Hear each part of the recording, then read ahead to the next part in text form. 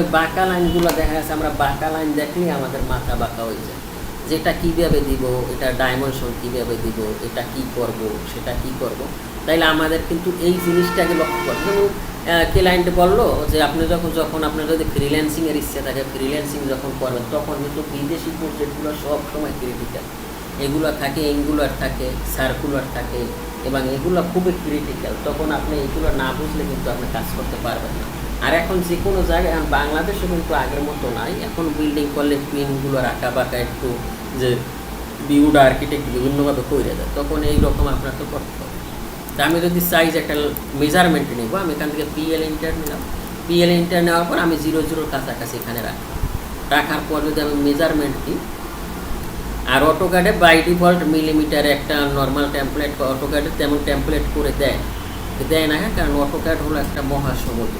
এটা দিয়ে not only architecture but also structure, plumbing, mechanical, fire detection, HVAC, electrical, ঠিক আছে, আরও হিউজ কাজ করা যায়। অটোক্যাড হলো মহাসমুদ্র, এই জন্য ও কোনো টেমপ্লেট করে দেয় না, ও বাই ডিফল্ট একটা মিলিমিটারে টেমপ্লেট রাখে নর্মালি।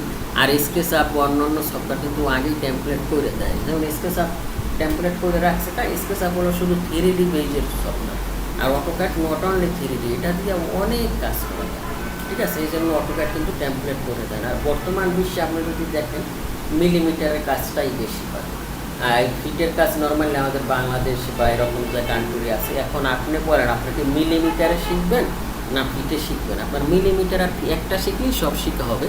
তো মিলিমিটারটা যেহেতু সারা বিশ্বে চলে, এখন বর্তমান বাংলাদেশেও তো মিলিমিটারটা খুবই গুরুত্বপূর্ণ। আমার মতে মিলিমিটারে শেখাটাই ভালো। আপনি কি বলেন?